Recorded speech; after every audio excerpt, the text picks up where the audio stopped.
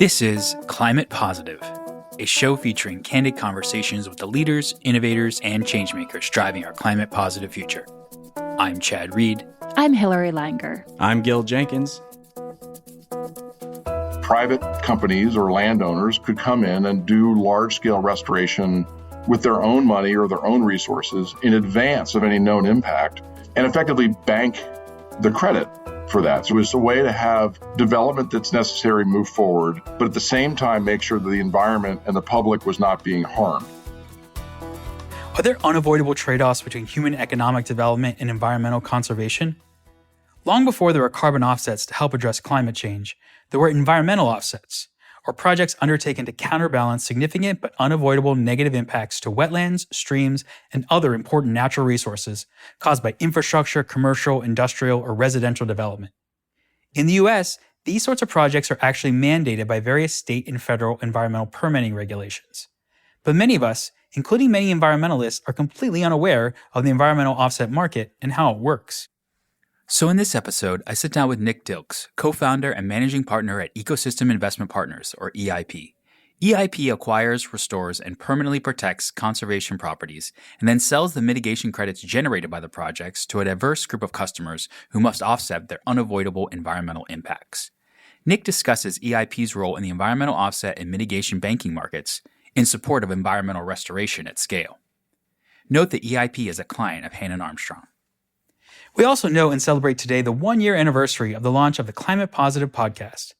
Gil, Hillary, and I started this podcast to delve into the personal stories of the leaders, innovators, and changemakers driving our climate positive future, and the sometimes wonky details of the wide array of climate positive topics and initiatives these leaders are engaged with. We encourage you to check out each of our first year's 20 episodes, and we thank you so much for listening. Climate Positive is produced by Hannon Armstrong, a leading investor in climate solutions for over 30 years. To learn more about our climate positive journey, please visit hannonarmstrong.com. Nick, thanks for joining us today here on Climate Positive. Great to be here. Thanks for having me. So you're a Philadelphia native, but you spent much of your childhood on your family's fifth-generation farm in the Chesapeake Bay. How did your childhood experiences inspire your passion for land and water conservation work? Yeah, so I grew up in the city of Philadelphia, but we were lucky enough to have a wonderful place at the very head of the Chesapeake Bay in Cecil County. And we spent most of the summers there hunting and fishing in the fall and the winter and so forth. And it just really where I got to experience nature, walking through the marsh and enjoying the forest and understanding farming and all that kind of stuff. And where I think I really picked it up was as time went on in that area, watching farms turn into subdivisions, and the loss of a lot of open space, frankly, watching a lot of the fisheries in the Chesapeake Bay decline, the water quality go down. And, sort of sadly, like a lot of people our generation, it sort of instilled a sense of loss, but also, more importantly, a sense of wonder from the things around us. So that really probably was where my beginnings in this whole area came from. After you got your bachelor's in environmental science and policy, you went to work for the Conservation Fund, or TCF, which is a top environmental NGO that has a dual charter to both support environmental preservation and economic development. And you just touched on some of the trade-offs that are sometimes present when there is economic development in environmentally rich areas. So what drew you to that organization to start your career?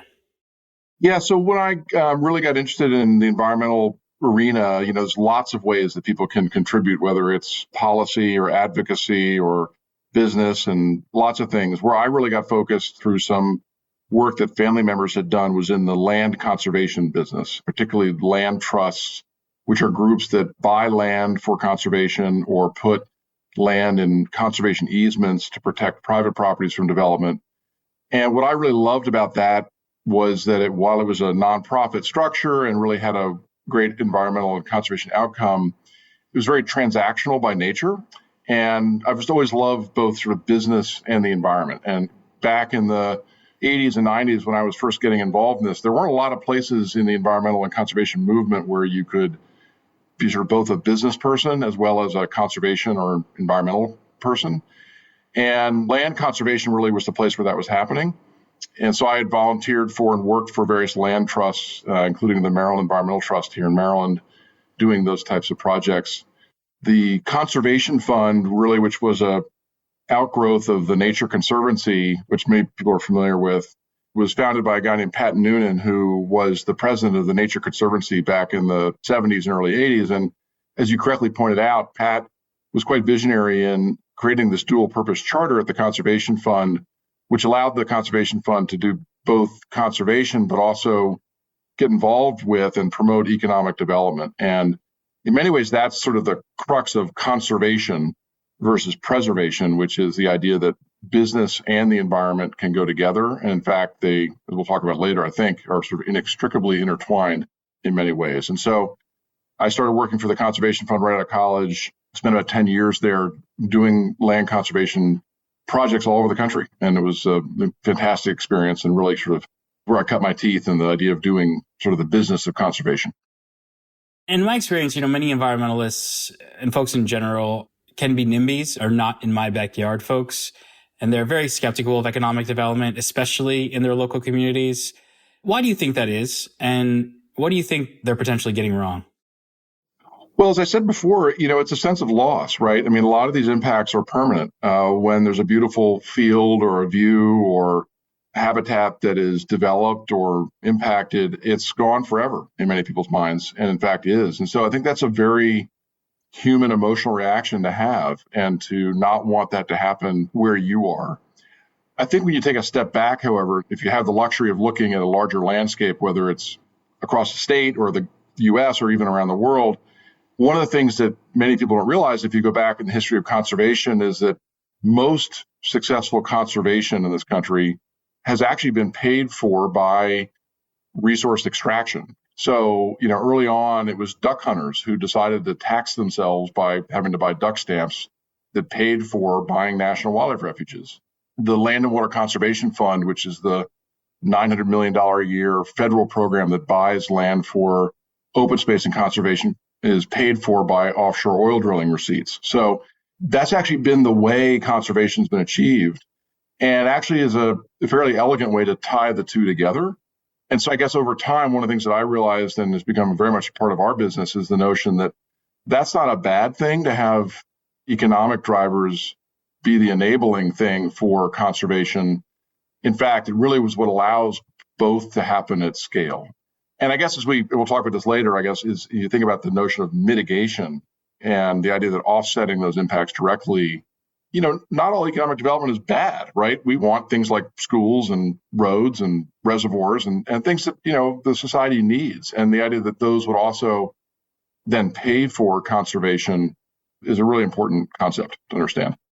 Absolutely. And then after 10 years with the Conservation Fund, you teamed up with few colleagues, Adam Davis, Fred Danforth, to co-found Ecosystem Investment Partners, your for-profit, private, environmental, conservation-focused investment manager. What was your thesis for starting the firm? So the challenge we had back then was that most of the capital that was available for large-scale conservation and restoration, if you go back to kind of the late 1990s, early 2000s, really was coming from both philanthropic and government sources, right? There was not really much private capital, investment capital in the conservation and restoration world. And Adam Davis and Fred Danforth, who had actually met before I knew either of them, had stumbled across this world of mitigation banking, which was a place where really through a couple decades of activity that required compliance for unavoidable impacts to things like wetlands and streams, had actually inadvertently made a business that had the availability to be profitable by delivering large-scale environmental offsets or restoration. And so I think our goal from the beginning was to try to find ways to bring private investment capital into conservation to grow the scale and the opportunity set. And it just so happened that this world of mitigation banking was the place where this had already been happening and been happening for some time. And so we got focused on very early in our business, but we've always had a very big focus on the notion of how to engage private sector capital into conservation, because otherwise the scale of the need really could never be addressed. So let's dive into mitigation banking, specifically the land-based environmental offsets. Can you explain to us what those are and how do they really work? So bear with me. This gets a little geeky, but I'll try to keep it straightforward. There are various federal and state and local environmental laws, like the Clean Water Act or the Endangered Species Act, which were passed back in the early 1970s, let's say. And those laws, for starters, basically said it's illegal to destroy the environment. It's illegal to fill a wetland or dump pollution into a river or kill an endangered species or their habitat. But what's really visionary in the U.S. is that we also recognized, as I said earlier, we wanted things like development that is unavoidable or necessary. And so what those laws allowed for was that if you could demonstrate to the resource agency, to the federal government, let's say, that it was impossible to avoid or completely minimize a proposed impact to a wetland. Let's say, there's a wetland at the end of the Philadelphia airport runway, and they needed to extend the runway by 100 feet. You can't go around that wetland. You're going to have to go through it. And so you can get a permit from the federal government, the U.S. Army Corps of Engineers, but a requirement of that permit is that you offset your environmental impact at least 1-to-1, so there's, quote, no net loss of wetlands. And that's sort of the ultimate compromise, right? It was a way to have development that's necessary move forward, but at the same time make sure that the environment and the public was not being harmed. And so that's really what set, and this is sort of in the early 1980s where this construct really came into play. And in the early days, you had the developers trying to do that offset themselves. So you had a pipeline company, let's say, trying to figure out how to restore a wetland or a stream. And they didn't like doing it themselves. They often weren't very good at it. And the law was altered to enable what we do, which is that private companies or landowners could come in and do large-scale restoration with their own money or their own resources in advance of any known impact, and effectively bank the credit for that, sort of create an inventory of pre-restoration, if you will. And so when along comes the pipeline or the airport runway expansion, instead of doing a new project, you simply would just buy credits or buy inventory out of the pre-restored project. And that's mitigation banking in a nutshell. It was the idea that you would pre-build these banks full of credits and then sell them over time. And if you can sell the credits for more than it cost, it's a business, right? It's a way to make a return while meeting the needs of the regulated public. And it really sort of caught on in the 90s. And now we've got almost 2,000 mitigation banks across the United States in every state servicing the needs of various unavoidable impacts across the country. And so what sort of environmental outcomes generate these credits specifically? You mentioned wetland and stream restoration. I know there's also endangered species restoration efforts and nutrient and sediment water quality. Can you talk specifically about a specific example of an environmental outcome that is a result of the restoration work that your firm does? And then how is that outcome verified and then a credit is generated? How does that whole process work? So one of the really important concepts in the mitigation procedure is that to truly offset an impact, you can't simply preserve an equal resource, right? That results in net loss. So you have to create environmental or ecological uplift through your mitigation project. And in the case of wetlands and streams, that means restoring something that's been degraded. Generally, these are physical impacts to landscapes, a farm that used to be a wetland but was ditched or drained 150 years ago, or a drainage ditch that used to be a stream but was straightened in order to divert water away from a farmer's field or another resource. So most, if not all, mitigation banks are going in and restoring a feature that's been degraded and then quantifying the ecological uplift that comes from that work. And that's where it can get quite technical. The ecological uplift is really a series of measurements of the chemical, biological, and physical benefit of that restoration. And those different benefits then roll up into the quantification of a credit. The impact side is also measuring the loss of the biological, physical, and chemical benefits of the resource that's being impacted. And so the mitigation basically is where those two things match up. Those benefits are verified by the federal and state and local regulatory agencies. So the U.S. Army Corps of Engineers, U.S. EPA, Fish and Wildlife Service, here in Maryland to be the Maryland Department of Environment. So very strictly regulated, very heavily monitored. You don't get credits released to us to be able to sell them to permittees unless those benefits have been verified and actually have been realized on the ground. So if you think you've restored a stream, but the bugs don't return and the water quality doesn't improve, you don't get the credits that you think you otherwise might get. That's the risk. But the reward is if you can demonstrate that benefit, then you can provide those benefits to a third party that needs to offset. That's very helpful. It's a great explanation. How do they determine the price of the credits, right? Once the credits are generated, they're verified. Government says, hey, these are real environmental uplift outcomes. What determines the price of the credit that you will receive and then ended up selling to a developer that's trying to develop another piece of land?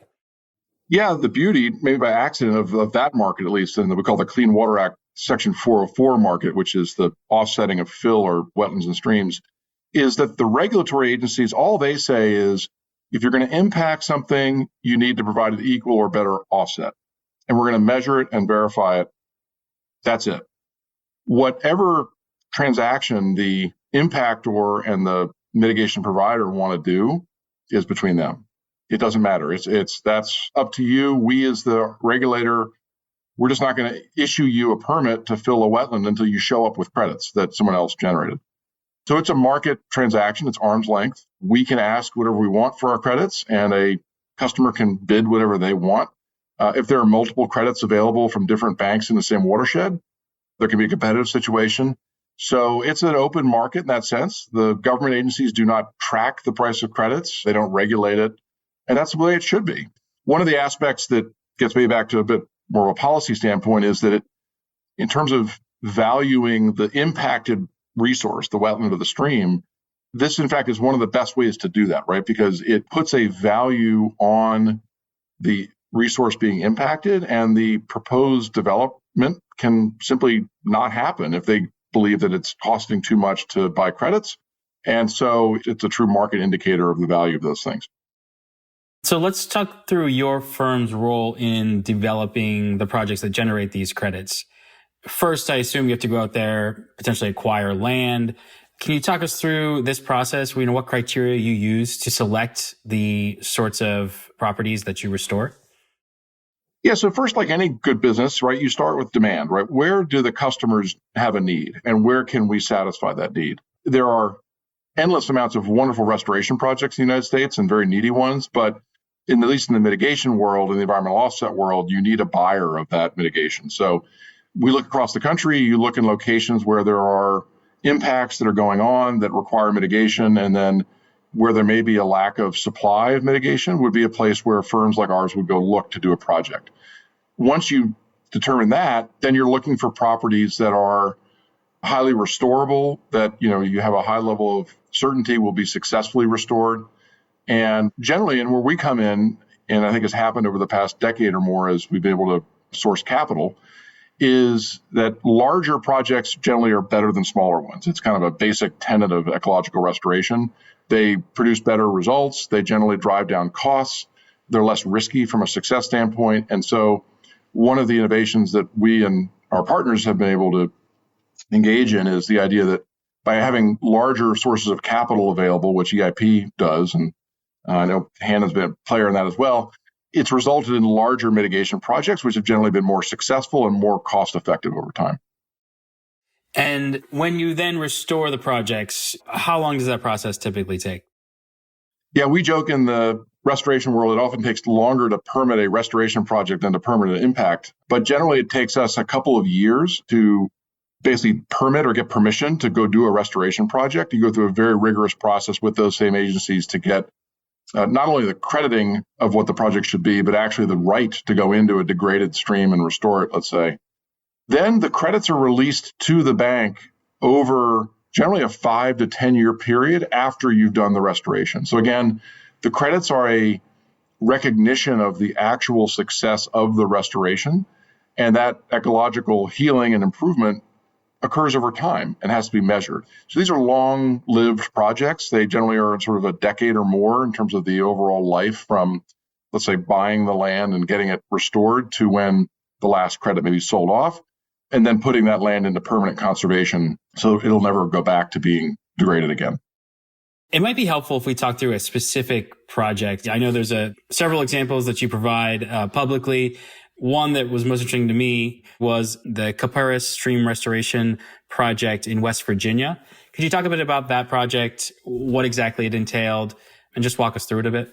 Yeah, it's a great project. We're very proud of that. So this is down in the southern coal fields of West Virginia in Logan County. And as your listeners may know, that's a geography that's been impacted a lot over the years, whether it was surface mining or industrial logging or other activities that had a pretty major impact on that landscape. And there continue to be development projects today that impact things like wetlands and streams.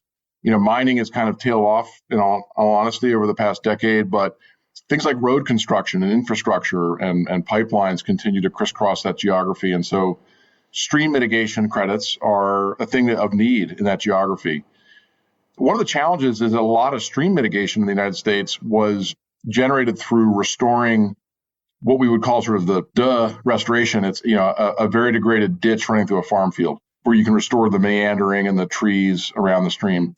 In southern West Virginia, there's not a lot of farm fields. You're dealing with a environment that has been impacted and streams that are degraded, but maybe for other reasons, pre-law mining or logging practices from the late 1800s that may have straightened or changed streams. So we acquired about 10,000 acres in southern West Virginia again, and had to innovate how to fix the problems with these streams that were, they were forested, but they were having a lot of erosion issues because of activities that happened over 100 years ago. And so working with, again, the Army Corps of Engineers, the West Virginia DEP, conservation agencies that really helped us understand what the problems were and then how to fix them.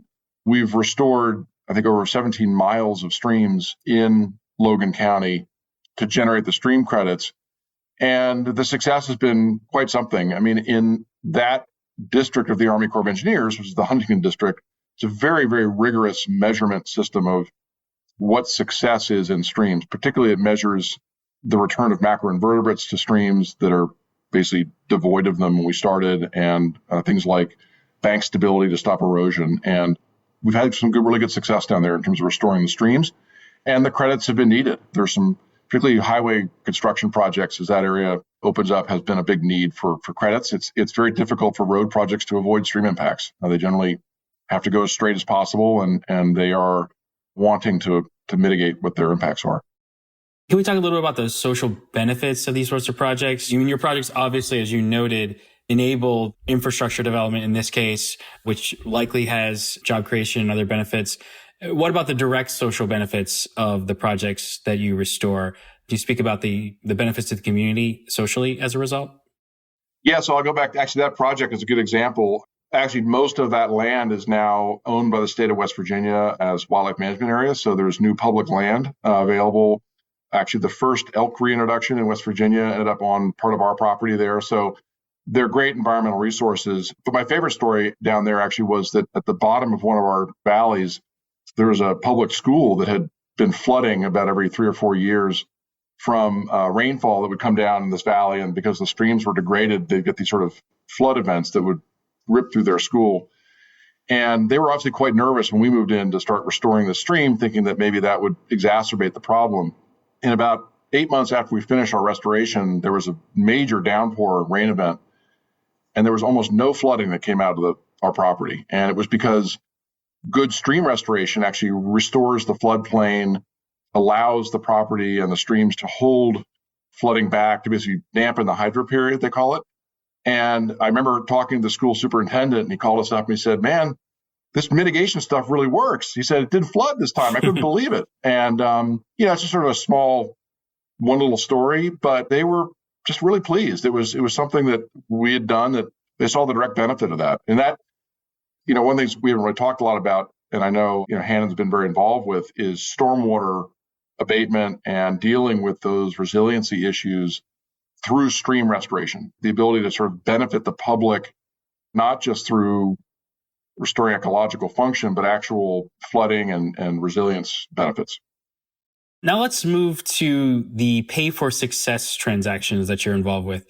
This means different things to different folks in different contexts, but could you tell us a little bit about what pay for success means in this context and how these sorts of projects typically come together?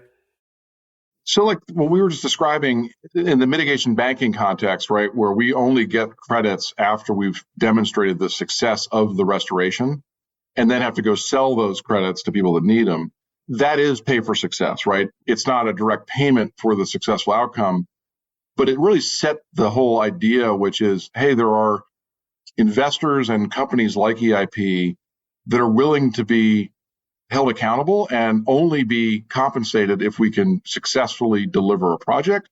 And oftentimes that means you've got to front the capital to build the project, which is how investing works, right? You do something, and if I'm going to sell toasters, I have to go invest the capital to build toasters that work, and then I get paid for them when they actually get bought. The notion of that could be applied to any number of environmental problems across the United States, whether it's compliance driven, like an offset, or not, is really where we move to this idea for pay for success. And so, for instance, here in the Chesapeake Bay, where there are really, really critical goals to restore the bay, and unfortunately, over the past couple decades, we've spent a lot of money, but haven't necessarily seen the results of what we intended to see. And so, working with our partners, we sort of turned it around and said, hey, we're used to restoring streams with our own capital and only getting paid if they actually demonstrate success. In Chesapeake Bay water quality restoration efforts, for instance, why don't we just do the same thing? We'll go spend the money, we'll go secure the land and restore the streams and use our own capital, and we'll set a metric as to what success is. In many cases, for instance, it's pounds of nitrogen or phosphorus reduction that come out of these degraded streams, and we'll be paid for the pounds of nitrogen that we can reduce going into Chesapeake Bay. And lo and behold, it works really well. It allows us to be doing projects at scale, to deploy investment capital up front, to accelerate restoration, and again, for the public, only be paid for that if we're successful. And one of the really important things that's come out of that is, for the most part, we found that the price per unit restored that the public pays in these pay for success programs actually comes in lower than what the traditional kind of pay as you go or design bid build programs have been. So there's been this really interesting win-win developed where we're accelerating restoration, we're doing large-scale projects, and we're actually getting the public and the taxpayers a better deal. Right? They're getting more bang for their buck on the restoration side. That sounds amazing. Let's talk about the market in the mitigation space, the spaces in which you invest. How has this grown over the last decade or so, and how do you see this market growing going forward? So in the traditional mitigation markets, which is the wetland, stream, and endangered species, we estimate it's about $3 to $3.5 billion a year is spent across the United States mitigating those types of impacts, whether they're buying mitigation bank credits or permittees still doing it themselves. That's sort of the level of activity. It doesn't change a whole lot year to year, frankly. What has changed in that business is the amount of mitigation that's being provided now by third parties. If you went back 15 years ago, probably 90% of stream mitigation in the U.S. was being done by the permittee themselves. Now it's over half is being delivered by companies and expert groups like EIP. In the pay-for-success markets, which address a whole myriad of other things, including, as you talked about, water quality, stormwater issues, resilience, those markets have the potential to be even larger.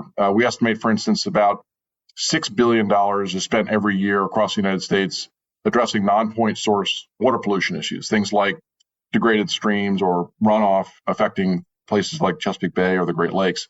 You get into things like climate change resiliency, which includes things like coastal flooding and restoring those types of habitats. It gets into the tens of billions a year. So lots of money being spent in these places. I think the focus, like in the mitigation banking learning, is can the private sector become a bigger and bigger part of the solution set by delivering outcomes through pay-for-success strategies or things like that. Great. Well, let's turn to the geographies that are of interest and the policies. This is a very policy-driven marketplace. And right here in Maryland, the Comprehensive Conservation Finance Act is a very hot topic. Could you talk a little bit about that act in particular and policies like that and how they can help accelerate the restoration work that you all develop? We make a great point. One is that most of these markets originally are a product of regulation, right? They're a product of society saying, we want an offset for these impacts if we're going to allow them to happen. If those rules and laws didn't exist, then the demand for our product, may not be what it is. The good news is those laws are quite robust and durable. Clean Water Act has only really strengthened over the past 40 years. And, I think we're not going to just let clean water go away as a priority.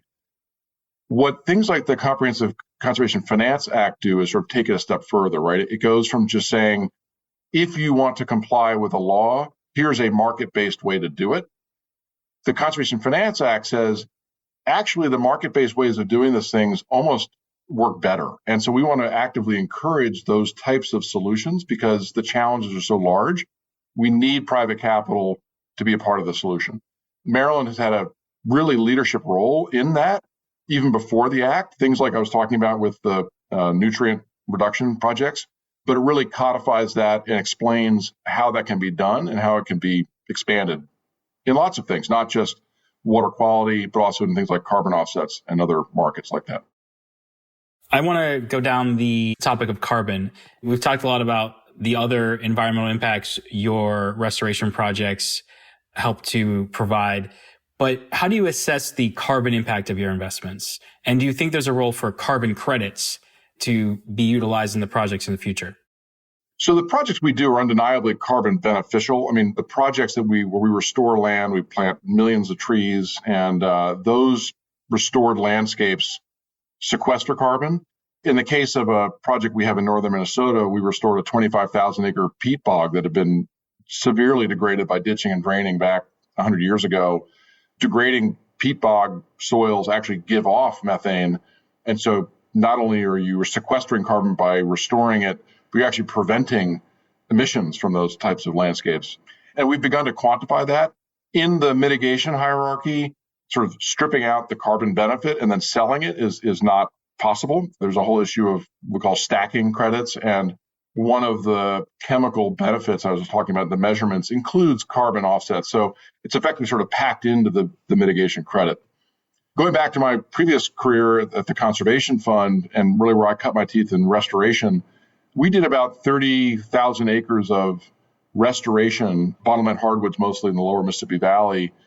Gosh, this is back in the late 90s, early 2000s, to generate carbon offsets for various utilities and other companies. And I think there's going to be an increasing role for that type of restoration as the source of carbon offsets in the U.S. It'll be interesting. That was sort of how it started out. It shifted to some other things over time, but I think that's a role where firms like EIP that have experience in restoring landscapes, quantifying the benefit, whether it's carbon or water quality, verifying it, that has a great potential, if not a huge need, as we think about the mix of things that are going to address the climate issue, for sure. Are there any other firms out there that are doing similar work? And how do you think about your competitive advantages in the spaces in which you operate? Yeah, the great news is there's lots of firms doing what we do. We are by far not the only one, large and small, regional, local. And we have a trade association, the Ecological Restoration Business Association, which has hundreds of members. And one of the really exciting parts about all this is we haven't even talked about is the job side of this business growth is that, the hundreds of thousands of jobs across the United States that are now directly engaged in restoration and conservation. It's a huge opportunity. And again, we're just one of many, many firms doing this. And look, it's healthy to compete. We do compete to deliver these projects. It means the pricing is good for our customers. It's good for the taxpayers. And that's a good thing, right? It drives a market and is only, we think, beneficial in the long term. And I want to move to the capital side. You've raised 4 funds to date, totaling about $1 billion. Most recently, a $450 million fund that closed a couple of years ago. What sorts of LPs or limited partners do you partner with? And do you think it's easier to raise capital today, given the influx of capital searching for, environmental impact, positive ESG, marketing, et cetera, for the sorts of investments that you put together? So we're a fairly typical private equity fund structure. We have a fairly diverse set of limited partners, investors, we call them, including pension funds, endowments, families, and so forth. And, there's a mix of motives, but really primary amongst them is fiduciary. It's financial return. I'll give a great example. One of our lead investors, and really at the beginning, was the state of New Mexico Educational Retirement Board, which is the pension fund for the teachers in New Mexico. And the guy that manages that program, a guy named Mark Canavan, after having probably 100 meetings with potential investors, and most people said, we have no idea what you're talking about in environmental offsets. We got to his office and he said, actually, we've already allocated to mitigation banking as an investment strategy. And we'd love to talk to you as a manager. And they've been a great investor ever since. He actually gets this question a lot. And as he says over and over again, my job is to generate return for my beneficiaries in New Mexico. That's the primary goal. And EIP shares that. But it doesn't mean that the environmental benefit that EIP does sacrifices any return. In fact, what we're really doing is delivering on what society and these laws have said you have to do, or in a non-compliance market, we want. And if you can deliver that really efficiently and effectively, then it should drive good returns for the investors while doing some really good things in the landscape. And so they were way ahead of their time as an investor thinking about that. I think that's how most of our investors probably think about it today, is that they are driven first by their responsibility to generate a return. But in this situation, that does not conflict with good things coming out of it on the ground. EIP is a 15-year-old firm. I'm sure you experienced some ups and downs along the way. Are there any particularly challenging turning points or moments in your company's history that you'd like to highlight? I think the most challenging time was one of the most also exciting and inspiring times. We did raise our first fund, right after the recession in 2009, 2010. And as I said before, very few people had ever heard of this, certainly hadn't heard about it as an asset class.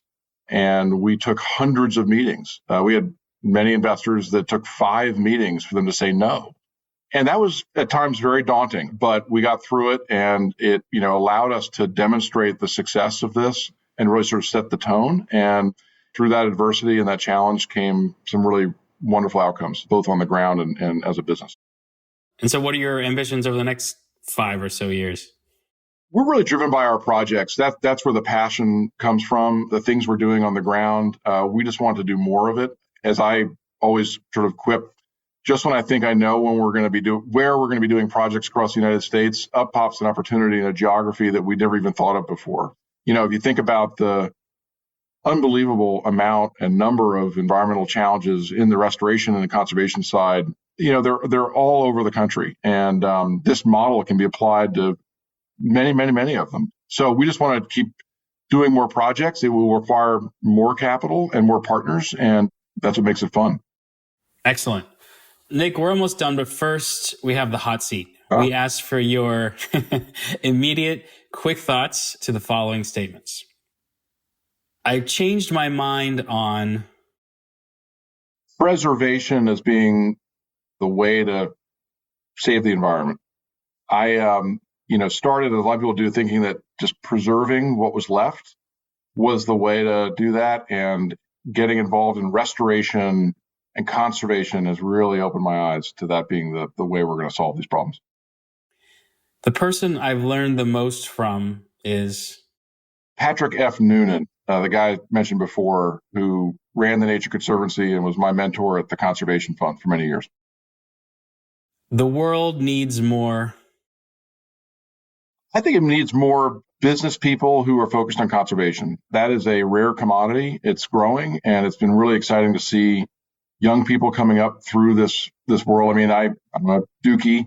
Duke has a wonderful joint environment and MBA program, and that's a wonderful skill set and will only help the things we're trying to do get better and better over time. You should also look at Berkeley Haas graduates as well, which is what I well noted. I connect to nature by fishing. I love to get out and fly fish. It's my other addiction, I would say, after land conservation. The most insightful book or article I read recently is... It's funny. This is one that you all probably know very well. I actually just finished reading Russell Gold's book called Superpower, which is sort of the history of wind power development. And while we're not in that business, I really resonated with the challenges of doing large-scale projects to try to benefit the environment, and how incredibly hard it can be to get those things on the ground, given the realities of permitting and the landscape and competition. And it's a very good book, and I really enjoyed that aspect of it.